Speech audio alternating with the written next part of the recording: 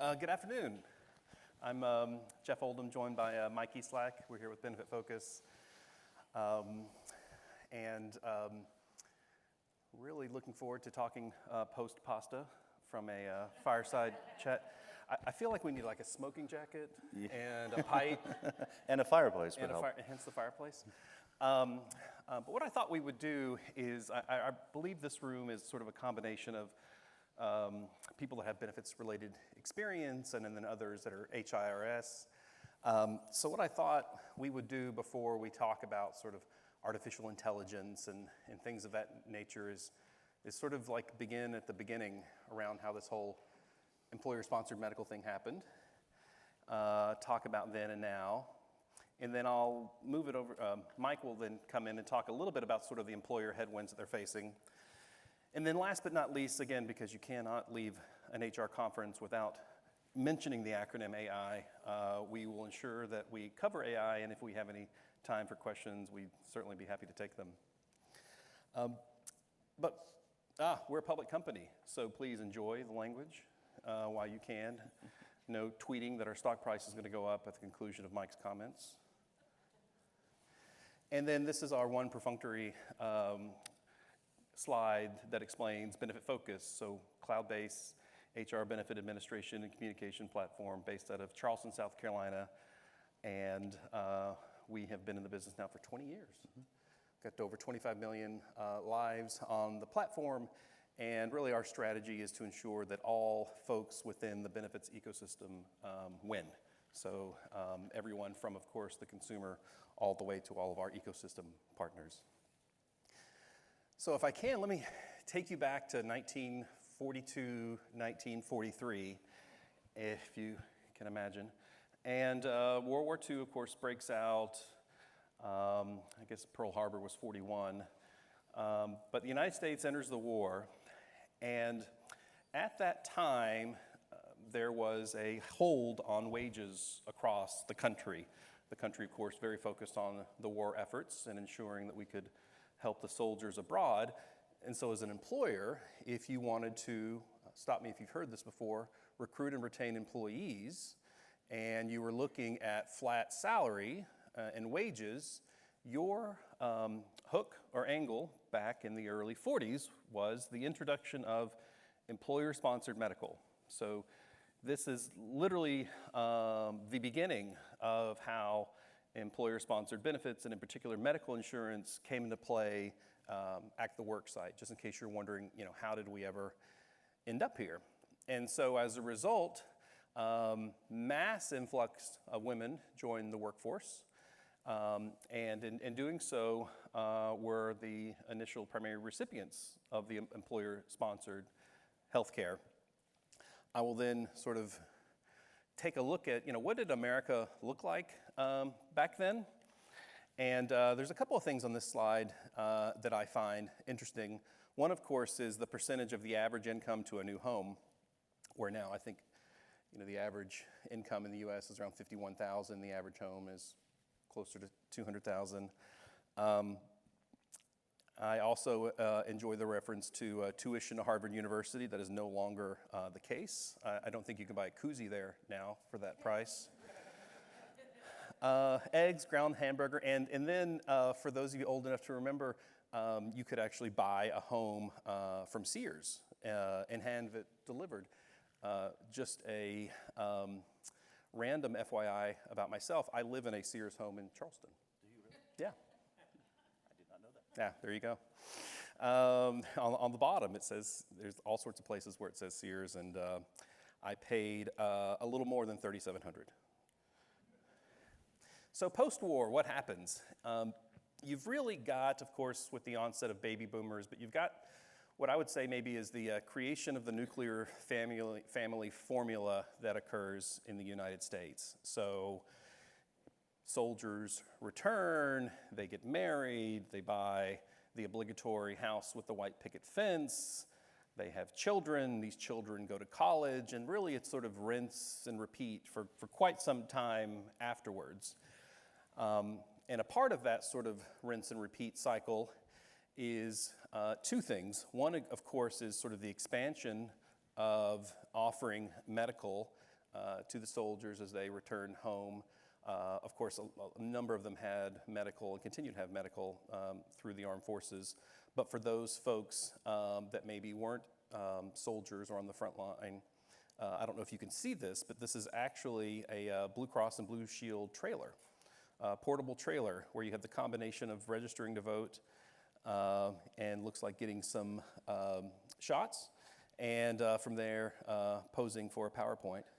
And then on the other side is something that I guess if you mention the term gold watch to certain generations, they would have no idea what you're referring to. But back then, there was sort of honor in working for an employer 20 years, 30 years, and retiring with this thing called pension, which is another foreign phrase, and then a gold watch. By the way, we talk a lot about mobile enrollment, but we talk about it on our smartphones. That was the very first mobile enrollment. You can see it right there. Literally, yes. I don't know if you can see it, but it literally says mobile enrollment. And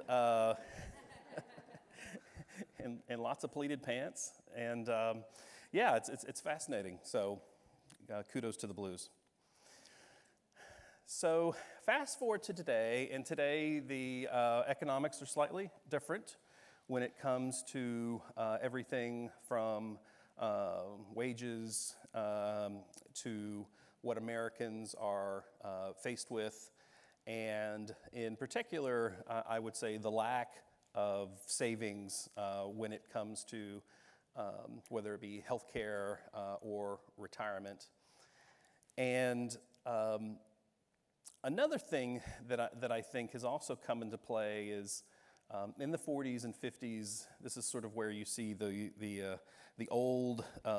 If you think about the most probably famous insurance buildings in the world, were built during that times of whether it's Met in New York or Prudential in Newark or what have you, and you can sort of see those iconic buildings. And now, fast forward to today, and as you can see, even something as fundamental as life insurance is very much sort of something that is not nearly as common as it used to be. So we began at wartime, completely different economic world structure. Of course, the 50s coming into play, and fast forward to now. What I thought would be, to me, the picture that sort of puts this into perspective the most is this graph. And working my way from the bottom up to the top. So the bottom, that's earnings. So essentially in the last 10 years, if you do the math, Americans are averaging roughly a 2% base increase during that time. The line above the 20% is overall inflation, so inflation is outpacing earnings.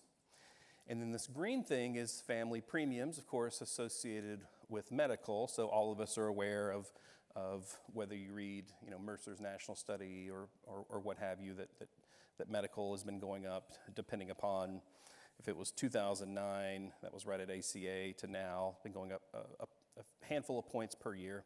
And then last but not least, that thing in orange is deductibles. So what I find fascinating about this is, of course, probably most folks in the room are aware of consumer-directed healthcare plans and having deductibles depending upon the employee and the family. But there are now things that I call sort of faux CDHP plans, which are PPOs with also these $2,000 deductibles. And so you have folks that aren't able to take advantage of the triple tax savings associated with HSA, but are then in PPOs, and they also have deductibles. So that's how sort of life is like for the average American worker. And Mike, if you don't mind, I'll turn it over to you, and maybe you can talk about sort of the day in the life of a U.S. employer. Yeah, so I mean, really, when you think about benefits should make life better, right? That's the reason why we offer employees employer benefits. That's the goal. But instead, they don't. Or what they've done is they've made benefits more confusing. According to a recent survey by Mercer, 74% of employees do not understand their employee benefit, the full benefit offerings from their employer. And that's a pretty startling statistic. There's the number, 74%. See, I wasn't lying. You weren't kidding. This is another interesting thing. 39% of millennials would rather spend a week in jail in order to wipe out their student debt. They would spend a week in jail to do that. In the same survey, 26% of millennials said that they would rather clean their toilets than research their employee benefit program. I probably align with them Yeah. in that regard. Yeah. Well, benefits, if you think about it, it's one of the top 3 things that you're going to spend money on. You know, your house, your car, and then your employee benefits is the 3rd most expensive purchase you're going to make. And the average amount of time that people spend on employee benefits is 20 minutes. So the opportunity to reach them during that open enrollment period is very limited. They'd rather clean their toilets than actually do the research on the benefits. So we have to find a way to be able to, serve them up the information that they need proactively, because they're not going to take the time to do the research themselves. I guess a show of hands here, when it comes time for benefits, how many people get their EOBs from the previous year, calculate all the math of what they spent, and then figure out which of the benefit programs your company offers you is the better one for you based upon how you used it? There's always one or two. And you can't be a CIO or a CTO. Yeah, there's always one or two. But obviously the vast majority of us are not taking the time to do that, right? So instead, I think what we need to do is find ways to leverage technology to be able to provide that sort of information. The other thing that we've got is we have a lot of headwinds. We talked about this before, right? Kind of like post-World War II or during the World War II era, where we have very low unemployment, historically low unemployment. We have very low wage growth, so that's not a lever that we can pull to attract people or keep them. In addition to that, we've got medical costs that have gone up over the last 10 years. Medical costs on average per employee have gone from roughly $3,000 per employee in 2009 to over $15,000 in 2020 predicted. That's, that kind of 500% growth over 10 years is very hard to keep up with. And at the same time, human resources departments are not growing. In fact, they're at historically low numbers right now. And HR people are being asked to do more with less. And leveraging technology is one of the ways that they're doing that. But wearing many hats and being a combination of both strategic and tactical, and trying to get out of the tactical stuff as much as they can so they can continue to become more focused on the strategic efforts. There's also the added complexity of having 5 generations in the workforce now. And I think by next year, generation millennials will now be the largest population in the workforce. And each one of these generations has different perspectives about employee benefits, different needs. They have different ways that they like to be communicated to.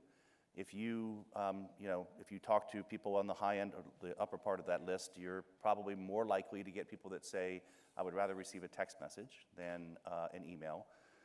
And there's, on the lower end of that, people might even prefer paper, something in the mail, right? So you have these competing, priorities and ways that people like to be communicated to. You've also got the introduction of the gig economy and freelancers, right? So this number that Jeff put together for this slide, I actually didn't realize. 57 million Americans are freelancing in 2019. In fact, he's going to experience one in a few minutes here when he takes his Uber over to the airport, as an example. And that number is just continuing to grow. And it's predicted that half the workforce by 2027 will be freelancers. And if you're looking at these stats and going, whoa, no way, that number seems really high. Well, if you back up a couple of slides ago, again, with most Americans sort of looking at stagnant wages, low unemployment, but then the 3 H's, healthcare, housing, and higher ed are rising, there's a gap that they have to fund. And I always find it fascinating, speaking of Uber, when I'm riding with someone, the majority of folks, unless they're retired, this is their side hustle. They are on the way. Last night, I had an adjunct professor at a junior college pick me up at the airport and bring me here. And on the way here, it was sort of a bit ironic, I had an insurance agent who was picking me up in between appointments. And so we've done a ton of research in this sector. And the other thing I would say is relative to the previous slide with the 5 generations is you have these generations that look at their employer differently. I don't think the majority of folks now come to work with the expectation that they're going to be there 25 years and receive, I guess now it would be an Apple Watch as opposed to a gold watch.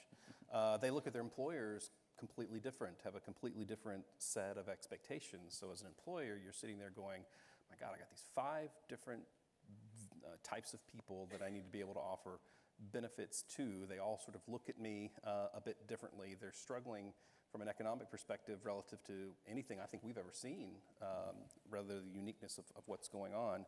And then, oh, by the way, they're also, because they're not making enough at work, they're also having to do other jobs outside of work. So it's just sort of a funky spot that the majority of employers are in, particularly in HR and benefits, as they try to serve this kind of diversity. Yeah, a quick story. We were giving a presentation and we were talking about voluntary benefits and the evolution of the voluntary benefits and how we're introducing new specialty benefits now. And one of the ones we had mentioned was a student loan payback program. So you come to work for the company, they'll pay back a portion of your student loan over time. And there was a young lady that came up afterwards and said, you know, that student loan thing is great. We only have 4 years left. I was like, what do you mean we? Well, my employer and I, we have 4 years left and then we're done with my student loan. She's not leaving that company for at least 4 years. And that's really rare in this day and age with the younger workforce and just not having the same sense of loyalty to their employer that used to be. So Jeff, you want to talk about what happens in everyday life? So let's just sort of tag team this and we'll try to conclude, leaving a few minutes here for questions. But so if you're an employer and again, you're looking at everything that Mike just outlined, how do I serve sort of my population? And in particular, how do I serve them what I would say the other 50 weeks outside of enrollment? As most of you know, either if you're a 1-1 customer, meaning your medical is effective January 1, you either just completed open enrollment, you're in the middle of open enrollment, you have been bombarded with benefits-related information and or sort of received the benefits equivalent of the Gideon's Bible at home every year, and you're just massive amounts of paper. And then as an HR person, you come back after the holidays and you think, well, how can I begin to embrace and communicate with my population above and beyond open enrollment? So the first thing we think about in this regard is sort of the everyday life. What are things that are happening to your population that would afford you the opportunity to reach back out to them? And as you look at this sort of multi-generational workforce, there is a lot of opportunity to actually be able to communicate benefits and to be able to hopefully empower folks with the information to let them know that there is a correlation between sort of the benefits that you offer as a company and the power and the strength of the company and their diversity of their offering. And as you can see here, and we'll flip through a couple of other slides, there's a multitude of different benefit-related communication opportunities that are going to be happening. In Charleston, we have this thing called the Benefits Employee Life Cycle, and it started as this massive whiteboard in a conference room, and it took every generation. And what we did is we said, okay, you're single, you're married, you're divorced with children, your children are off at college, you're an empty nester, you're retiring, and what are all the different things that can happen to you as you sort of go through your employee benefits life cycle? And this is just scratching the surface. It's incredible the amount of things that we just sort of run into in day-to-day life that are involving benefits, and at least for an HR and benefits person, afford you the opportunity to continue to extend that value. This is just sort of a visual of the previous slide, but I would say one thing as an industry that we should all try to do a better job of is communicating these types of events and the correlation between these events and benefits, and in particular, I would even say, as you see in 10 plus, not forgetting, of course, people above and beyond sort of your blood family. It's incredible. I find the amount of pet insurance that we find purchased on our platform. And I've said this, and my CEO thought I was kidding until he actually presented the data last week at a gathering of our sales folks. On our platform, people purchase more pet insurance than they do spouse life insurance. Not surprising at all. In fact, we did a boardroom session, and one of our customers, Karen Hedrick from Trend Micro, is here.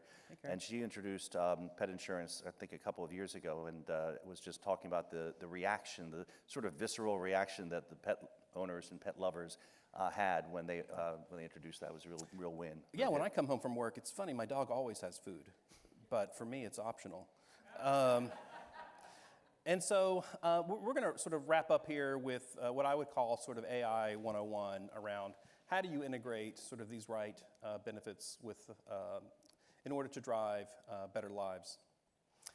And the one thing about artificial intelligence, and at least the way that we look at it, is it affords a company like ours the opportunity to drive what we call empathy at scale. So they're thinking back at the previous slides, a number of things that happen to your population that with just rudimentary artificial intelligence types of tools, or certainly with a platform like ours, is you can reach out to people and to be able to empathize with them at a scale that you probably, obviously could not even conceive of when we were doing benefits in triplicate.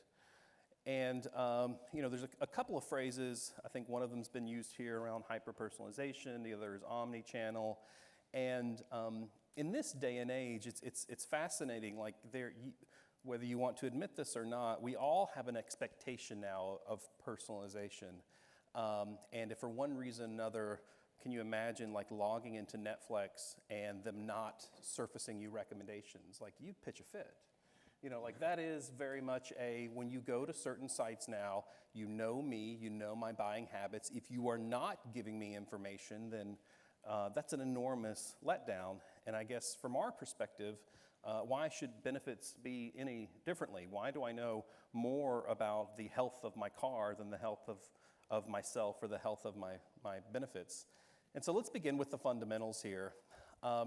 Sometimes we talk about these things called qualified life events, and you'll be in meetings with employers, and they go, I got to tell you, there's not a lot that really goes on. And at least on our platform, we see just the opposite. I think the QLE percentage for most employers is almost now tipping 60%. And it's not just marriages, it's any and everything that you see on this slide, whether it's kids your dependents turning 26 or becoming new drivers or address changes, like all of these different things drive benefits. And so what do you do from that? From an AI perspective, well, at Benefitfocus, we have this thing called Smart Moments, and that is the beauty of a company like ours or folks in our space is, and I mean this in a non-creepy way, but because of the demographic data, we know a lot about you. We know what's going on.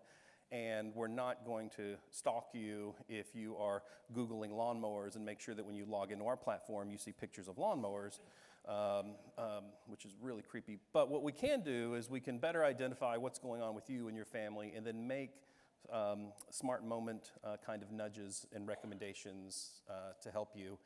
And this is just sort of a very basic example of the types of outreaches that now, if you're a large employer and again, you're constantly looking to communicate to your employees around the value of benefits, like these are the things, the little things, which I think would go a long way.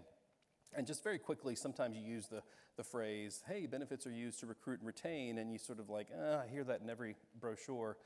My sister's a nurse and in Texas, and she has a hospital right across the street from her. And she'll tell me these stories that like another nurse doesn't walk across the street because he or she thinks they're going to get a base bump of 25%. But they walk across the street because that employer is offering maternity leave or employer paid short-term disability or something along those lines that will greatly improve their lives above and beyond salary. And as you can see here, just little nudges to make your folks aware of what the value of benefits they're bringing is really incredible. This is our 2018 stat. This will increase more. And again, this isn't sort of like a spam kind of thing. This is more, I guess the analogy I would use is I check my personal email at home. And every night I log into my Gmail and I have about 100 emails. And I don't know about you guys, I only open about 4 or 5 and the rest are junk. And the 4 or 5 that I open are typically of websites who know something about me. I've given you information. I've actually said I'm looking for certain things. And they come back and they're hyper-personalized and what have you. And when we say Sage, that's our AI engine, that's really our goal, is to drive that kind of personalization to where when you receive a communication from us that you know it's as personalized as something that you would receive otherwise like these sites. And just to give maybe a quick example of that, so we talked about qualifying life events, right? That's an IRS term, actually. But that's a moment that happens in someone's life. Let's just use an example of giving birth, having a baby, right? So that's a qualified life event. You have the ability to do certain things to your benefits. You can change your benefits. You can add your baby to your benefit plans. And those are all, you have very strict rules about how you do that. And typically, you have to provide supported documentation to your employer to do that sort of thing. But there's a lot of other things that are associated with that. Maybe this is the first-time mother, and they may want to have information about different programs that are available to them. Perhaps they want to change their beneficiary designations, for example. So there's a lot of things that you can really use that time, that moment that matters, to connect with your employees. And through Benefit Sage, we can actually set those smart moments up automatically so that it just goes out and they receive that notification, and we help them manage through that process. Maybe we want to recommend that they start a 529 program through the company, as an example. That's what we're talking about, is really using that artificial intelligence to connect with the consumer, the employee, throughout the year, because benefits is not a 2-week or a 20-minute thing. It's something that you're experiencing constantly throughout the year, and being able to connect with them is really how you're going to power that moment with artificial intelligence. And I think it's reaching out to them without waiting for someone to come back to you. And in the reach out, that you've already sort of connected the dots on their behalf, and then you're offering greater value. So to Mike's point around, just someone having a baby, one of our sales peers just had her first child, and she's using Milk Stork. Milk Stork is this wonderful company that allows her, that when she's traveling, to mail milk back home to her husband, and while she's nursing. And it's these kinds of introduction of benefits that either one, you probably didn't know you had, or two, you wouldn't have normally connected the dots between childbirth and a 529 and Milk Stork, and maybe Shipt is a great partner of ours. Maybe I need grocery delivery while I'm traveling to help my husband while I'm on the road. Employees aren't just going to naturally connect all those dots for you, but that's the beauty of AI. Proper AI is going to be able to look at a myriad of different types of examples and correlations relative to these life events, and be able to drive that information. And the other thing that I think will be really important to consider is how to integrate health analytics information. So analysis on the claims that are coming through. Most people here are larger employers, typically self-funded. You get access to your claims information. Being able to take action on those claims. A great example, let's say that you offer a hospital indemnity program.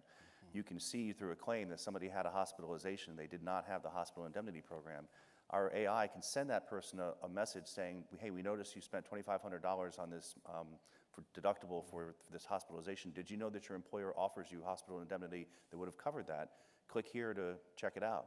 And they can log back into the system, see that hospital indemnity program, enroll in it right then and there if they'd like. That's the future. That's where the AI is going to be not only hitting people at those moments that matter, but also making those recommendations of the benefits that are already being available and offered to you to help maximize that value that you get. Yeah, and the last thing I would probably add is it's fascinating going through this sort of AI experience, how you have, as you'll see here, a number of sort of traditional insurance carriers and maybe some other sort of digital health and financial wellness companies, but they're all trying to do the same thing, and they're all trying to engage your population at a time that's critical, that again can drive the most value for you as the employer. And to Mike's point, that's something called Health Smart Moments, which we're investing a ton going forward, is when things like that happen to someone, the last thing on your mind is thinking, wow, now's a great time for me to complete a claim form, or let me access my HSA. Like, all of that stuff should be done on your behalf. And so where we're taking this is diagnosing the most common ICD-10 related codes and claims, and then from there, like, we connect the dots for you so that when we're reaching back out to you, or maybe even in situations to your dependent with your approval, that we can automate these features behind the scenes with our partners, and so that with a click of your approval, that we're engaging these partners on your behalf, versus you going out and waiting for claim forms to be mailed for you, or you having to make 6 separate phone calls. So, just sort of as we conclude here, as the gentleman said, Mike and I have been in the business a long time, and what I find awesome is that It's neat to see that the business in many regards has gone from a reactive kind of platform to more of an engagement and proactive kind of approach, all to the betterment and benefit of others. So wanted to say thanks for allowing us to chat about artificial intelligence and employee benefits. I know Mike and Vincent are going to be here for the remainder of the conference, but otherwise we enjoyed our post-pasta communication with you and enjoy the rest of your conference. Thank you. Thank you. Thank you, gentlemen.